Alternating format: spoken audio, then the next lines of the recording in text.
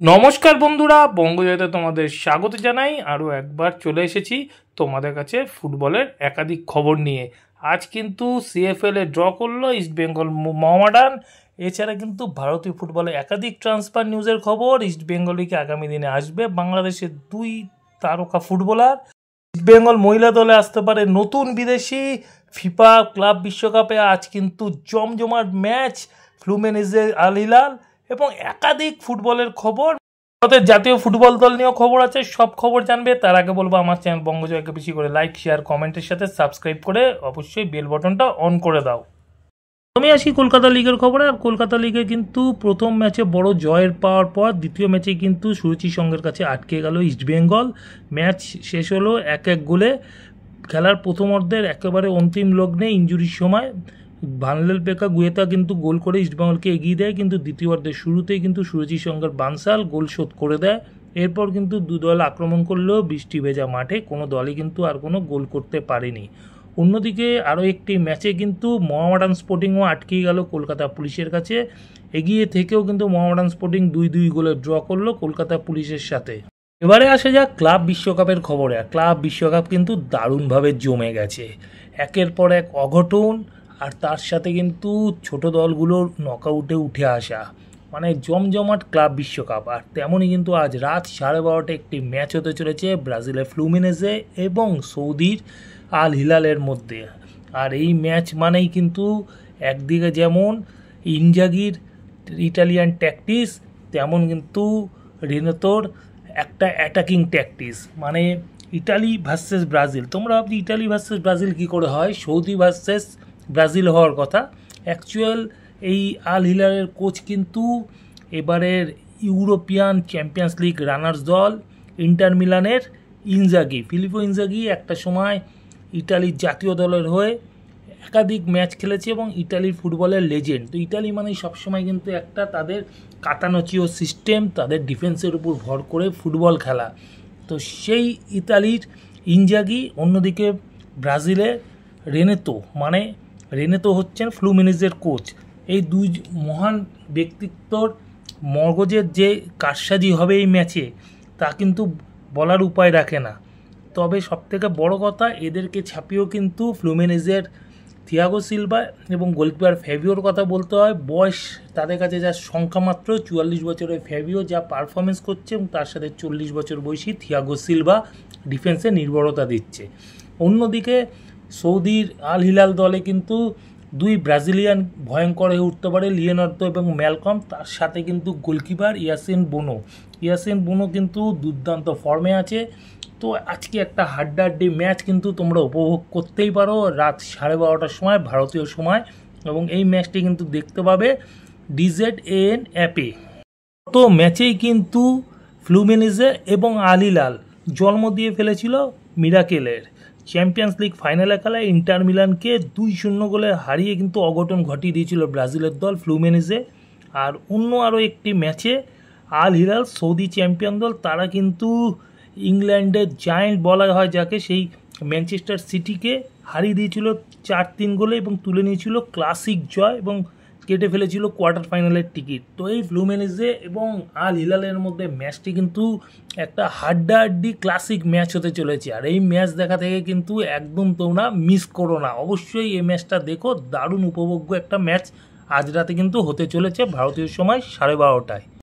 এবারে চলে আসি ভারতীয় ফুটবলের খবরে। আর ভারতের জাতীয় দলের প্রধান কোচের জন্য কিন্তু বিজ্ঞাপন দিল AIFF, এবং আগামী কয়েকদিনের মধ্যেই হয়তো নতুন কোচের নাম ঘোষণা হবে, কেননা ভারতের সামনে কিন্তু AFC কোয়ালিফায়ার ম্যাচ আছে। তো বেশি দেরি করলে চলবে না। তবে এই মুহূর্তে কিন্তু যে কয়েকজন কোচের নাম ঘোরাফেরা করছে তা হচ্ছে ভারতীয়দের মধ্যে যেমন সঞ্জয় সেন, খালিদ জামিলের নাম ঘোরাফেরা করছে, তেমন কিন্তু বিদেশি কোচদের মধ্যে সবথেকে আগে যেই নামটা ঘুরছে তা হলো প্রাক্তন ভারতীয় জাতীয় দলের কোচ স্টিফেন কনস্ট্যান্টাইন। এই মুহূর্তে পাকিস্তানের জাতীয় দলের কোচ ছিলেন, কিন্তু তাকে বরখাস্ত করা হয়েছে।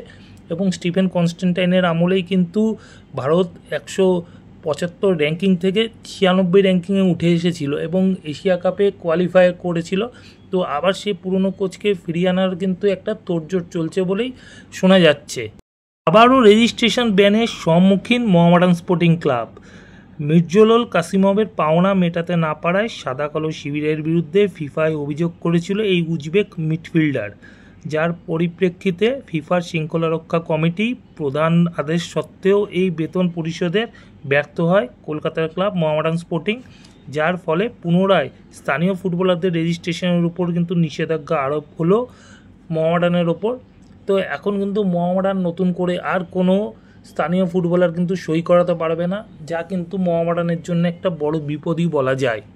অন্যদিকে ডুরান্ড কাপের খবরে আসা যাক। আর ডুরান্ড কমিটি কিন্তু এই মুহূর্তে তাদের 24টি যে দল খেলবে ডুরান্ড কাপে তার নাম কিন্তু ঘোষণা করেছে, এবং শোনা গিয়েছিল মোহনবাগান সুপার জায়েন্ট এই ডুরান্ড কাপে অংশগ্রহণ করবে না, কিন্তু মোহনবাগান সুপার জায়েন্টের নামও কিন্তু এই মুহূর্তে ডুরান্ড কমিটি কিন্তু ঘোষণা করেছে।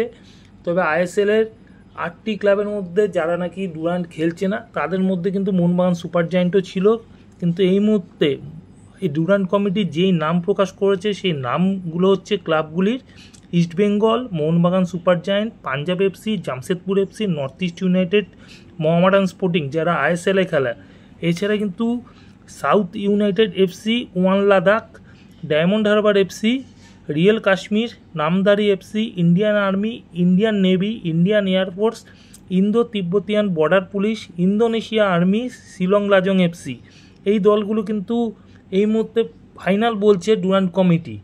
এছাড়া যে আরও কয়েকটি ক্লাব তাদেরকে নেওয়া হবে তারা হচ্ছে Nepal Army, Border Security Force, Trau FC এবং নেরোকা। তো বুঝতে পারছো মোহনবাগান সুপার জায়েন্টের নাম কিন্তু এই মুহূর্তে রেখে দিয়েছে ডুরান্ড কমিটি। এখনও কিন্তু মোহনবাগান সুপার জায়েন্ট অফিসিয়ালি কিন্তু জানায়নি যে তারা ডুরান্ড খেলবে না। এবারে যদি একটু ইস্টবেঙ্গলের উইমেন্স দলের খবরে আসি, তাহলে কিন্তু এএফসি চ্যাম্পিয়ন্স লিগের জন্য দলকে শক্তিশালী করতে আরও 5 জন বিদেশি ফুটবলারকে সই করাবে ইস্টবেঙ্গল ক্লাব।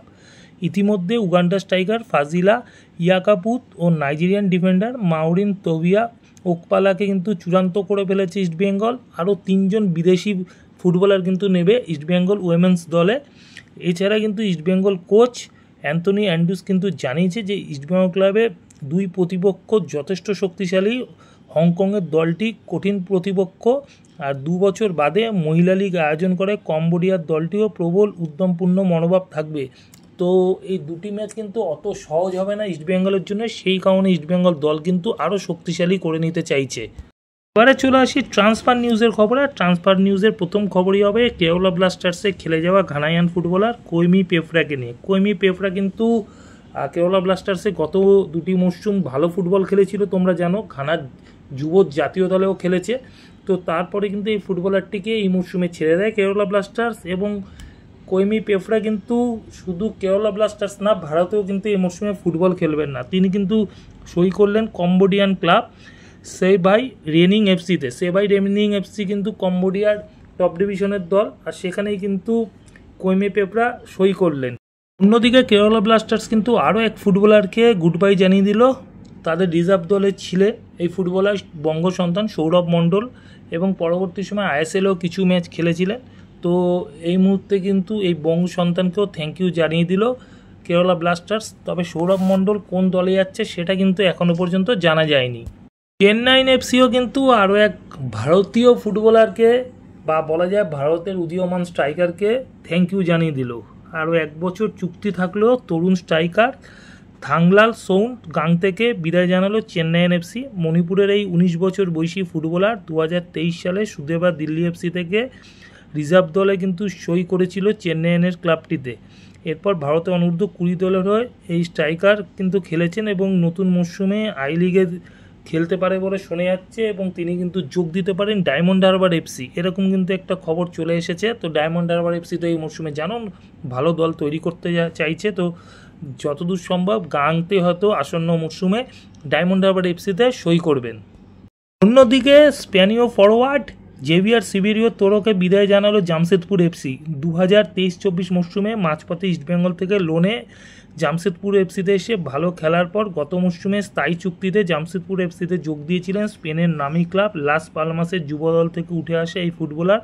1 মরশুমে চুক্তি শেষে এবার তিনি ফ্রি প্লেয়ার হিসাবে নিজের পুরনো কোচ মানালো মার্কোয়েজে এফসি গোয়ায় যোগ দিতে চলেছেন বলে কিন্তু খবর জানা যাচ্ছে। প্রসঙ্গত 2022-23 মরশুমে আইএসএল জয়ী হায়দ্রাবাদ এফসি দলের কোচ মানালো মার্কুয়েজের অন্যতম তুরুপের তাস ছিলেন সিবিরিও তোরো। তো সিবিরিও তোরো যদি আসন্ন মরশুমে এফসি গোয়াতে সই করেন, তো তার কাছে কিন্তু এফসি গোয়া একটি নতুন ক্লাব হতে চলেছে এবং দেখার বিষয়ে এফসি গোয়া জার্সি গায়ে আগামী দিনে কতটা সফল হন সিবিরিও তোরো। আর অন্যদিকে কিন্তু মোহনবাগানে ফিরতে চলেছেন কিয়ান নাসেরি। এই খবরটা অনেক দিন ধরেই কিন্তু ছড়িয়েছে। তো গত মরশুমে মোহনবাগান ছেড়ে চেন্নাইন এফসিতে যোগ দিয়েছিলেন তরুণ উইঙ্গার কিয়ান নাসেরি। এবার আবার সেই মোহনবাগানেই ফিরছেন কলকাতার 24 বছর বয়সী এই ফুটবলার। আজ কিন্তু আনুষ্ঠানিকভাবে তাকে কিন্তু গুড বাই জানিয়ে দিল চেন্নাইনের ক্লাবটি। সিসিএফসি মোহামেডান মোহনবাগান যুব দলে খেলার পর 2019 সালে মোহনবাগানের হয়ে সিনিয়র ফুটবলে অভিষেক হয়। ইরানের হয়ে যুব আন্তর্জাতিক পর্যায়ে খেলা প্রবাদ প্রতিম ফুটবলার জামশেদ নাসিরের পুত্র কিয়ানের মোহনবাগানে 5 মরশুম বিক্ষিপ্তভাবে কিছু স্মরণীয় মুহূর্ত তৈরি করলেও দলে কিন্তু নিজের জায়গা পাকা করতে পারেনি কিয়ান। তো সেই জন্য কিন্তু মোহনবাগান তাকে গত মরশুমে পাঠিয়ে দেয় চেন্নাইন এফসিতে, কিন্তু চেন্নাইন এফসিতে সেভাবে ম্যাচ খেলার সুযোগ পায়নি। মাত্র 15টি ম্যাচ খেলার সুযোগ পেয়েছিল, তাও কিন্তু খুব কম ম্যাচই প্রথম থেকে স্টার্ট করে। তো ম্যাচ কম খেলার সুবাদেই কিন্তু তাকে আর রাখতে চায়নি চেন্নাইন এফসি, তাকে থ্যাংক ইউ জানিয়ে দিল। তো সেই কারণে কিন্তু কিয়ান আবার তার নিজের পুরনো ক্লাব মোহনবাগান সুপার জায়েন্টে কিন্তু ফিরতে চলেছেন। অপরদিকে জামশেদপুর এফসি কিন্তু তাদের দুই ফুটবলার প্রণয় হালদার এবং প্রতীক চৌধুরী, এই দুই ফুটবলারকে সাথেই কিন্তু চুক্তি বাড়িয়ে নিল। এই দুই ফুটবলার কিন্তু আসন্ন মরশুমে আবার দেখা যাবে জামশেদপুর এফসি জার্সি গায়ে। অন্যদিকে কিন্তু জামশেদপুর এফসি জেএস রানের ব্যাপারেও এনকোয়ারি করছে বা ইন্টারেস্ট দেখাচ্ছে বলা যায় এবং নিজেদের দলে নিতে চায়। মুম্বাই সিটি এফসি আসন্ন মরশুমের জন্য কিন্তু জয়েস রানিকে নিজেদের দলে রাখেনি এবং এই মুহূর্তে কিন্তু জয়েস রানি ফ্রি ফুটবলার। তো সেই কারণে কিন্তু নিজের দলে নেওয়ার ব্যাপারে আগ্রহ দেখাচ্ছে জয়েস রানিকে জামশেদপুর এফসি। ইস্টবেঙ্গলের খবরে আসি এবারে দল বদলে। আর ইস্টবেঙ্গল কিন্তু দুজন রাইট ব্যাকের পেছনে পড়ে আছে, মুম্বাই সিটি এফসির ভালপুইয়া এবং আশুতোষ মেহতা জামশেদপুরের। তো ভালপুইয়া এবং আশুতোষ মেহতা এই দুই ফুটবলারকেই নাকি চুক্তিপত্র পাঠানো হয়েছে ইস্টবেঙ্গল ক্লাবের পক্ষ থেকে এবং আশুতোষ মেহতার সাথে কথাবার্তা কিন্তু একেবারে শেষ পর্যায়ে পৌঁছেই গেছে বলে শোনা যাচ্ছে। অন্যদিকে ভালপুইয়াকেও নিতে চায় ইস্টবেঙ্গল তাদের ডিফেন্স লাইন শক্ত করতে, শুধু একটা রাইট ব্যাক না দুটো রাইট ব্যাককে আনতে চাইছে এবং ভালপুইয়াকেও কিন্তু চুক্তিপত্র পাঠিয়েছে বলে শোনা যাচ্ছে। আর ভালপুইয়ার সাথে কিন্তু এই মুহূর্তে 2027 সাল পর্যন্ত চুক্তি আছে মুম্বাই সিটি এফসি।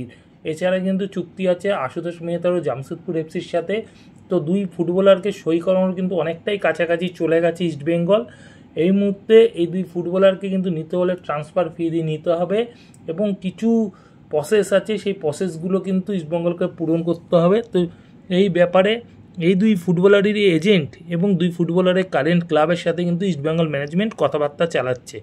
আর অন্যদিকে ইস্টবেঙ্গল কিন্তু শুধু এখানেই হাত গুটিয়ে বসে থাকছে না, ইস্টবেঙ্গল কিন্তু আরও দুই ফুটবলারের ব্যাপারে ইন্টারেস্ট শো করেছে এবং দুই ফুটবলার হচ্ছে বাংলাদেশের ফুটবলার। যেহেতু এই মুহূর্তে ফেডারেশন একটা সার্কুলার দিয়েছে যে সাউথ এশিয়ান ফুটবলাররা ঘরোয়া ফুটবলার হিসেবে খেলতে পারবে, তো সেই কারণে কিন্তু শোনা যাচ্ছে ইস্টবেঙ্গল ইন্টারেস্ট দেখাতে পারে বা এনকোয়ারি করতে পারে বাংলাদেশের দুই ফুটবলারের উপর।